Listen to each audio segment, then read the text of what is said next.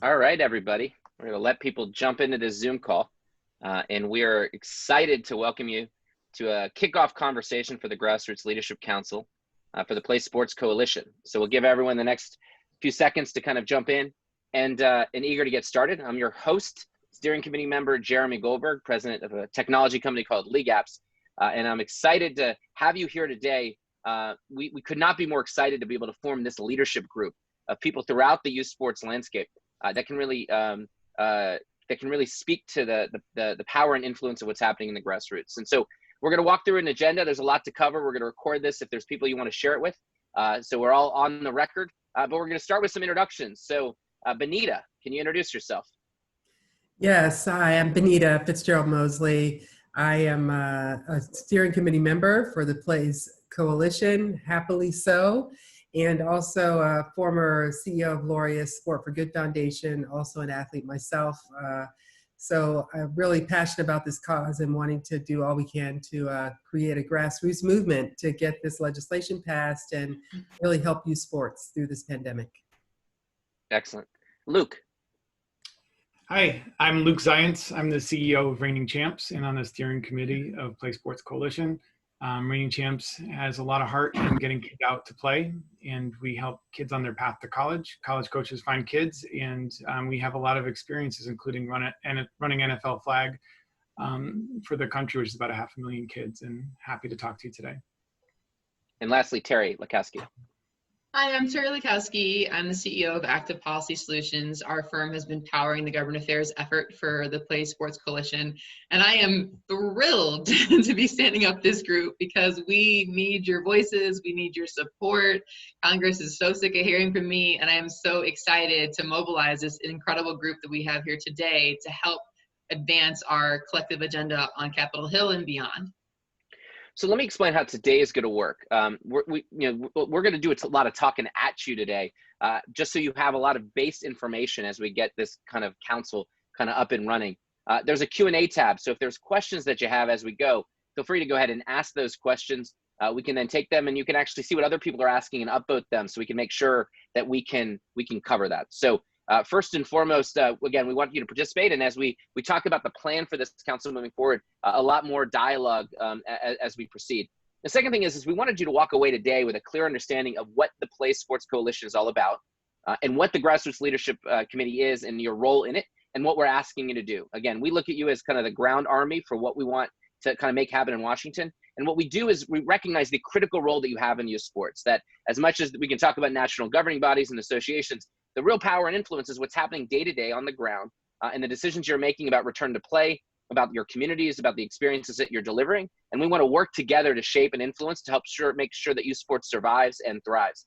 So let's just jump right in. And the first thing I think we want to cover is to help you understand a little bit what we've already accomplished. So if we can pull up that achievement slide, what I want to Benita to speak to a little bit is what have we achieved so far in our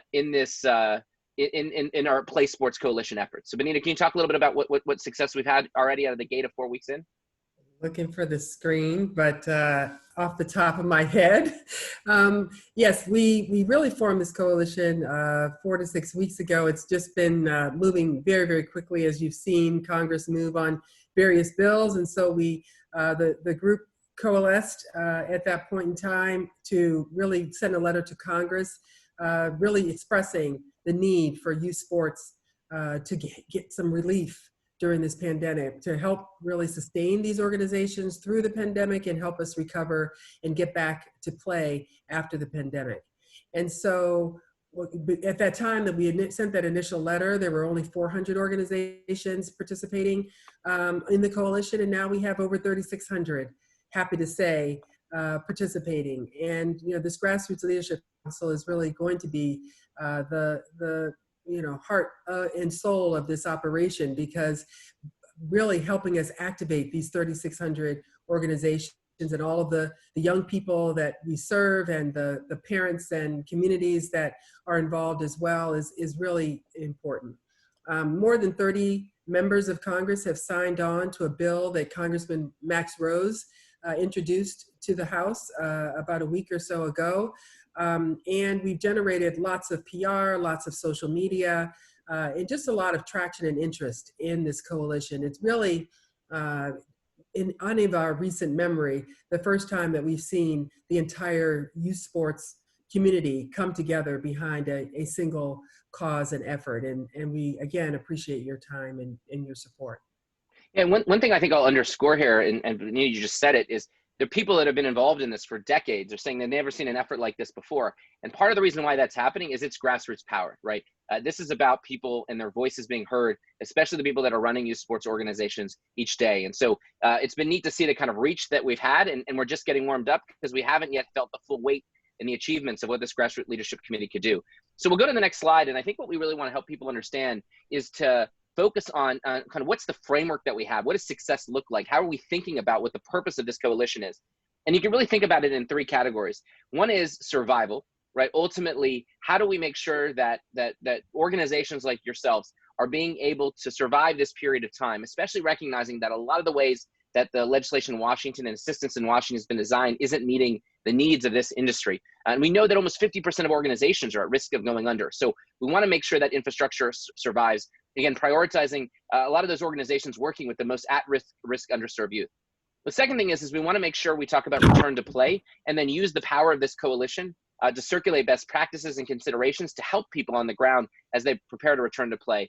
And then lastly, we want to recognize that we want to make it easier for families to participate. You know, and there's a broader national conversation that's happening right now around equity and justice. And one of the powerful parts about sports is that when you're on the field, you have an opportunity to work with such a diverse teammate to achieve success. How do we make sure that everyone has access to amazing sports experiences? And what are the ways that government support can allow that to happen? So we'll talk a little bit about that as well. So if we go to the next slide, the other thing that I think is really important in terms of what we're trying to achieve is to make sure that this is inclusive, right? That ultimately, how do we work together, regardless of different interests, regardless of the fact that you might be working together with people you compete with on the field, right? Or for the attention, because if we can all work together to make sure youth sports survives and thrives, all of us are going to benefit. And so what we've done is build a coalition that has all kinds of different voices as part of that. So we'll go to the next slide, and we'll talk a little bit about what we've been focusing on and prioritizing. So, you know, Benita, can I turn it over to you to, or Terri, actually? Yeah. Jeremy, I just want to interrupt for 1 second. We've got a couple of, we've got an issue. Okay. There are two different webinars, it looks like, going on. Half the people are on a webinar that has us hosting it and the other half not. So I'm not sure. Right. So I caught that. And I think what's happening is we've shared a link to get them all in here. So I think they're slowly filtering in, and we'll share this recording. So we're doing our best to kind of solve that to make sure everyone's in the right place. So it looks like more people are joining. So if you are just joining us, don't worry about anything you missed. We're going to send you the recording so you can catch up on the first few minutes of this. But now we're getting into the meat of things, right? And Terri, if you can jump in, can you speak to what's happening legislatively and specifically this idea of the Youth Sports Stabilization Fund? Absolutely. It's been a really exciting time the past month or 45 days, however long our coalition's been in progress. You know, when we first started, a lot of people were skeptical if this idea was going to gain traction, of whether or not we can generate support for the idea of a relief fund for the youth sports industry. And I'm really pleased to say that the skepticism was unfounded. We've been really overwhelmingly welcomed among policymakers. There's an understanding of the need to bring relief and support for this critical industry, and an overwhelming understanding of the important role that sports play, especially now more than ever, where kids need these outlets, they need their mentors, they need the access to socialization sports provides. So it's been really encouraging for us. We're mobilizing around a couple of strategies to advance the goal of creating essentially a loan program for youth sports providers that would be forgivable under certain circumstances. So we have two different irons in the fire. On the House, as Benita mentioned, a couple weeks ago, we were able to successfully generate what's called a member sign-on letter from the Congressional Caucus on Youth Sports, who was the people who championed that for us. Essentially what that is a call for support and understanding of there was a need to provide relief for the youth sports industry. I just want to thank everyone on this call who helped us with that effort and wrote your member of Congress, made calls. We had over 4,000 individuals take action, generating close to 15,000 different letters and phone calls collectively. It was an incredible showing of what our powers and voices can do. I think we can dig deeper for future asks that are to come, which is part of the focus of this group, is to figure out how we can further galvanize our collective voices now that we're over 3,500 strong. So where we are now, we have introduced. Terry, we lost you on mute real quick. Right. I was trying to send a chat, and clearly I'm not good at doing two things at once. So we have found a champion with Congressman Max Rose, and he introduced the COVID-19 Working Families and Youth Sports Relief Act.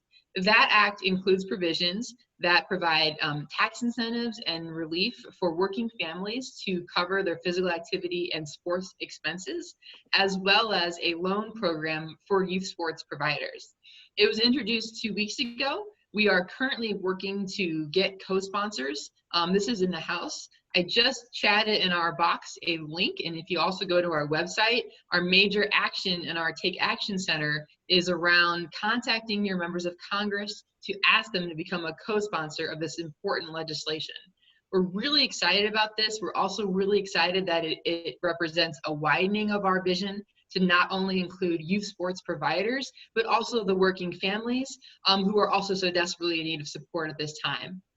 Let me just pause there in case, Jeremy, you want to chime in with any additional information on that. Yeah, so I think that's great. And I think one thing I'll say and I know there's a bunch of people that just joined, is that as we talk about this legislation that already has some momentum, one of the best parts about that is how inclusive I think we've tried to design that. And Benita, I think about yourself, and not only are you someone that's led Laureus in your previous role that in terms of dealing with sports-based youth development organizations, but you also have a daughter that plays travel volleyball. So you understand the kind of all the different facets of youth sports. And I think what we try to do is design a fund and support that would include everybody, but also recognizing that there's some organizations and nonprofits that we want to make sure get specifically supported as well. So can you speak a little bit to that, the way that mechanism works within the fund mechanism? Absolutely. We know this coalition of 3,600 plus organizations is runs the gamut from very small community-based organizations, includes lots of sports-based youth development organizations, and obviously some event producers and pay-to-play organizations. And trying to find a one-size-fits-all is somewhat challenging, but we've tried our best to have inclusive voices in this process. And as a result, we hear from folks, particularly those at the grassroots level, serving kids in underserved communities, that really they need primary access to these funds. And so we've built that kind of language into our request relative to the Max Rose bill, so that we hope that they will provide that kind of priority to those organizations, both from a funding standpoint as well as a forgiveness standpoint relative to the loans, but also from an education standpoint, to ensure that these organizations on the ground have the best information possible on how to and when to apply for these funds, and so to make sure they get it. That was a huge challenge with the PPP, and we put language in place in order to help to overcome that moving forward in this particular bill.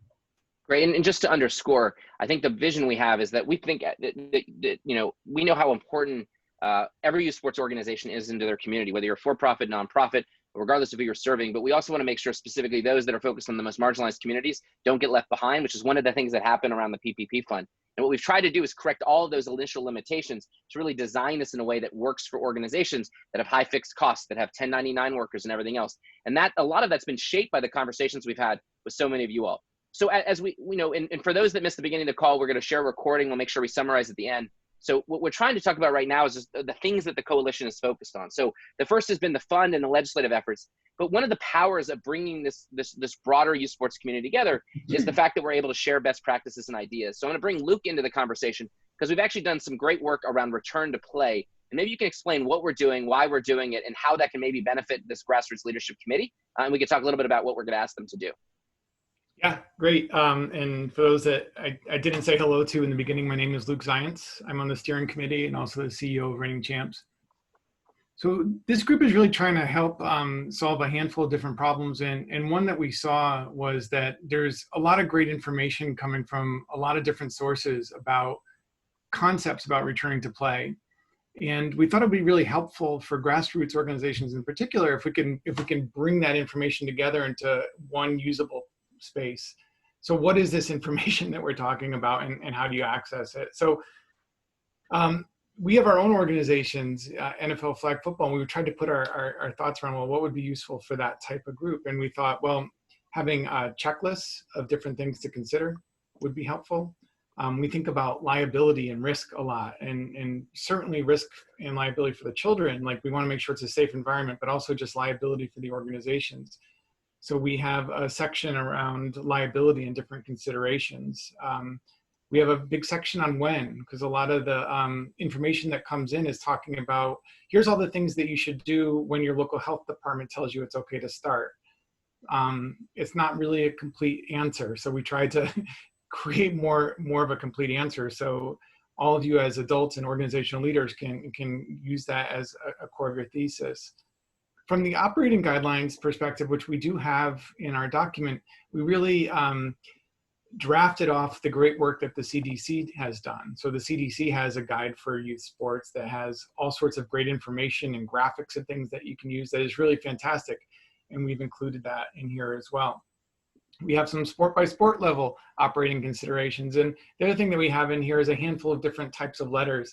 There's a lot of communication that's going to go on. When you have a plan, the most important part of that plan is to make sure it's communicated, and that your community and your ecosystem that surrounds you is operating to that plan to create that environment. So we created letters to parents and letters to coaches, and getting fields is not always easy, especially these days. So letters that are a reminder to the field operators that you're going to operate in a safe and responsible manner, and how to talk about that.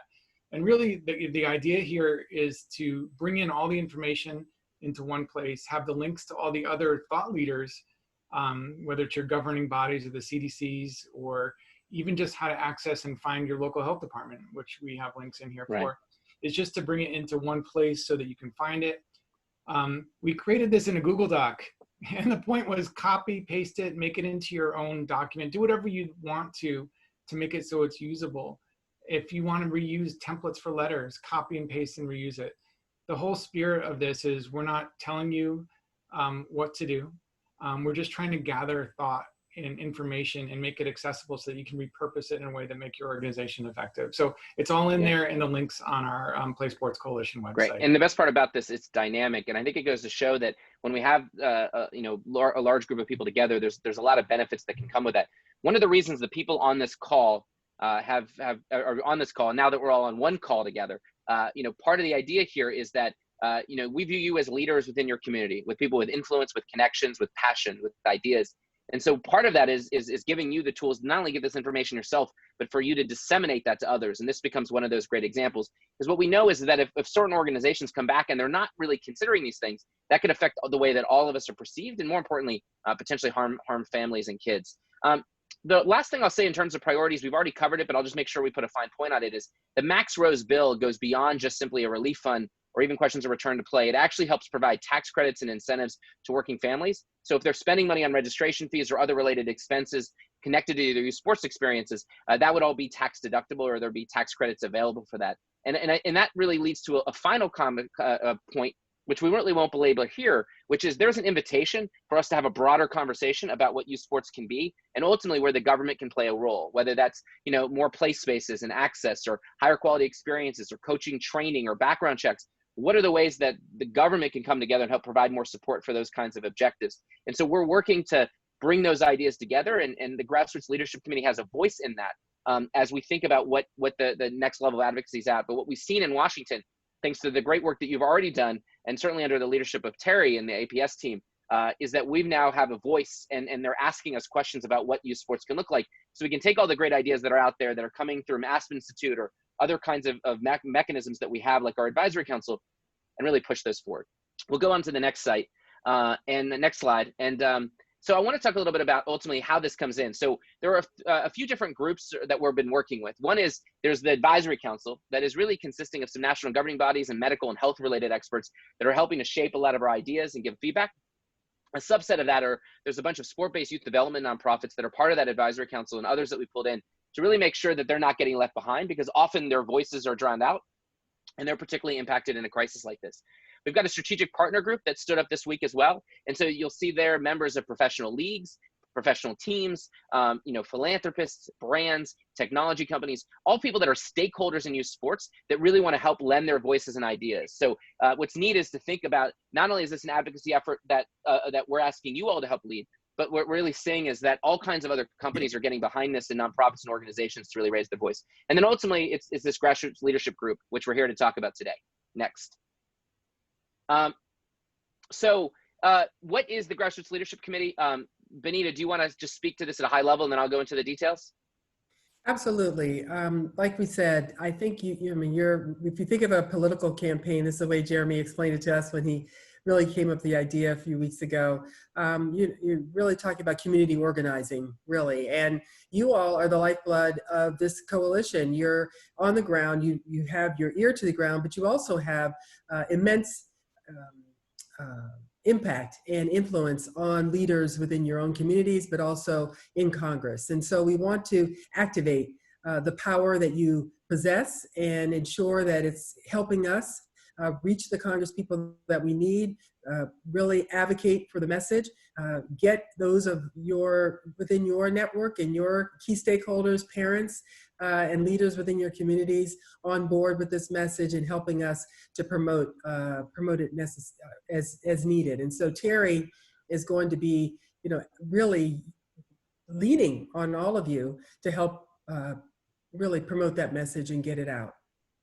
Yes, as Benita alluded to, I'm a unique political animal. I grew up in Texas. One of my formative experience in politics was working for Senator Dick Luber, a Republican senator from Indiana. I got in the best shape of my life because he invited interns to go running with him in the afternoons, and I ended up going running with him every day for about 9 months, which was an unbelievable experience. He happened to have a mentor or mentee when he was a senator. It was a guy named Barack Obama. I happened to get involved with his campaign, the Democratic senator from Illinois who later became president. And one of the things I learned when I was in the Obama campaign was the power of these grassroots committees to really take ownership themselves of a goal and run with it. And one of the things that I had the fortune of doing is helping to stand up 80 different kind of groups across the country that were young professionals that wanted to get involved and make a difference in politics. And I saw the power that can happen with people that are volunteering their time that have a passion and ideas. So that is the idea here, right? As this grassroots leadership committee, we're asking you to take ownership of this committee, your ideas, your feedback, your suggestions, and more importantly, the creative ways that we can take our legislative goals, our advocacy goals, and translate that into the grassroots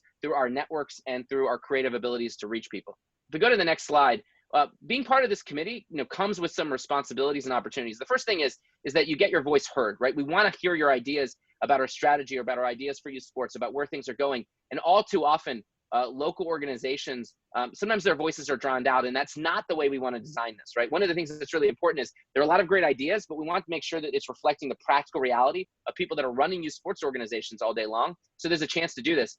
There's also a way that you're viewed as a leader in your community when you're part of this. And one of the most amazing things is just the people you get to network with. So as we have future conversations where we can talk to each other, as we move conversations onto a tool like Slack, where you can kind of communicate with each other, there's all kinds of ways to form networks. And I can't wait for us to be able to hang out in person and have those kinds of conversations as well. And there's an opportunity for us to really leave a legacy here, not just as a coalition that helped save youth sports, but really made sure that youth sports is better than ever before. And I think there's that opportunity because in its absence, I think people appreciate it. What's next? Next slide. Let's talk a little bit about the responsibility. So, hey. One other thing, Jeremy, to that, and there was that last point, which is really taking this not only from the federal level, but really having conversations about how to really take this to the state and local level as well.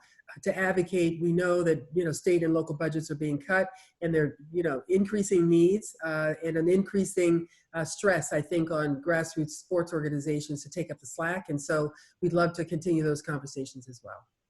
Yeah, so the big responsibilities really boil down to this. We're asking to amplify, right? As we develop strategies, how do you help translate those to grassroots, into your networks, to local and state politicians, to your representatives, and to other organizations in your areas that you have relationships with? Again, even if you compete with on the field, or you maybe compete with for players, this is a chance for us to come together and make sure youth sports is better. You also have a responsibility to share your ideas, to give us your feedback so we can make sure that those are being considered and accounting for. And then take things like the return to play guidelines and get those in the hands of as many people as possible so youth sports returns safely and so that we don't have certain bad actors that affect everyone else. And then lastly, we're going to ask you to share your story. I know Terri is excited about this. So when you have specific congressional reps that want to hear how their district's being impacted, your ability to tell your story and perspective would be really critical.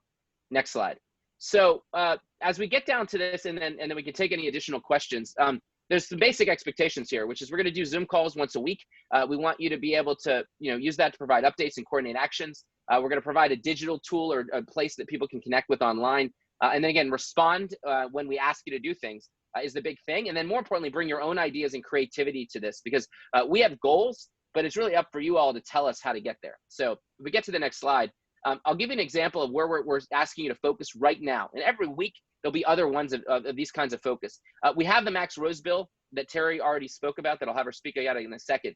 It's being introduced now for co-sponsors on the House side as they're reintroducing that. And as others sign on and as the industry coalition and others get behind this, we're really asking you to help kind of push that bill and make sure your voice is heard about that specific effort. So Terri, I know there's a question that came in around how that bill how this specifically helps families. So can you speak to that briefly and then talk about why it's so important that people raise their voices right now? Sure thing. I also just answered that in the chat box itself. So essentially what this does is it expands the tax care credit regarding child and dependent cares and your HSAs and FSAs to ensure that expenses related to physical activity and sports like registration fees or program fees would be included. So it gives you a little bit more financial relief to help get your kids and your families back being active. Great. And so we're excited to continue to work with Congressman Rose. He's really passionate about this. If you haven't seen the video, we'll go ahead and post the YouTube clip as a follow-up of him speaking to the coalition a couple weeks ago. The other thing is there's a lot of social media activity we want to do here. So being able to share that, a hashtag Unite to Play, and particularly about what we miss about youth sports, we'll be following up with you about that to amplify the conversation here. And we're presupposing all of you are part of the coalition. If you haven't actually formally done that and you don't see your name on the website, go ahead and make sure you sign up so we incorporate that as there. So one part about it is every week we're going to come to you and say, hey, here's what we need from you. What are creative ideas and how to make that happen? The other thing is we want feedback from you as well. So we're going to be sending out a Google form.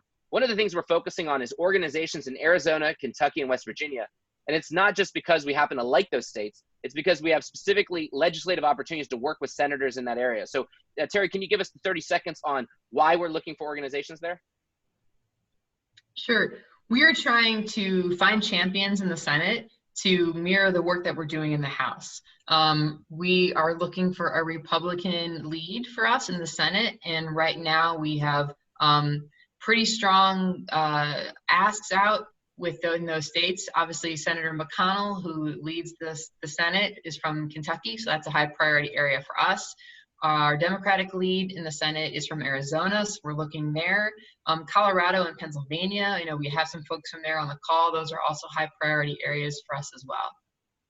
That's great. So this is the kind of stuff where we're saying, hey, how do we get to the right people there? Who do we want to involve? And we trust your networks. Again, people you've worked with, you've played with, to kind of spread the word. The other thing we're going to come back to is what are your ideas now that you better understand what this is about for the grassroots strategy of this coalition? What are the ways that you want to work together? What are the ways we can amplify our voice and drive more attention? So as we go to the last slide, there's an opportunity to really make this a dialogue. If there's any more questions, feel free to add them into the Q&A box. And if you weren't part of the first part of this call, I talked to you about this idea of this coalition being inclusive. And so it wasn't our intent to have two different Zoom calls today. So we'll get past those technical difficulties because we know if we're all working together, there's amazing things that can happen. So you were all personally selected by the advisory council, by the steering committee, everyone else, because we know the kind of reach and influence that you all have. We want to continue to add people like you to this group. So we have all states represented and really turn around and activate. So we can't thank you enough for your leadership within youth sports and the ways to make a difference. So the last thing I'll do is if Jenny can turn on her video, I want to introduce you to Jenny Treyes. Jenny works at League Apps with me, and she is someone who also came from the sports-based youth development world, where she was helped lead Row New York as the deputy executive director, and she's helping to really support the coalition and all the initiatives that we have. And you get the great pleasure of working with her as part of the Grassroots Leadership Committee. And her job is to work with you to unlock your creativity, your talents, and your networks to achieve our objectives. So with that, we thank you so much for being part of it. We're going to send an email with some follow-up steps. We're going to get your feedback. We'll invite you to a Slack group too, so we can have an ongoing conversation. And more importantly, what we work together, there's nothing we can achieve in this coalition. So we're excited to get started. So thank you for being with us. We'll circulate a recording for those that missed the beginning of the call. And onward and upward. We'll see you next week. Thanks, everybody. Thank you. Take care.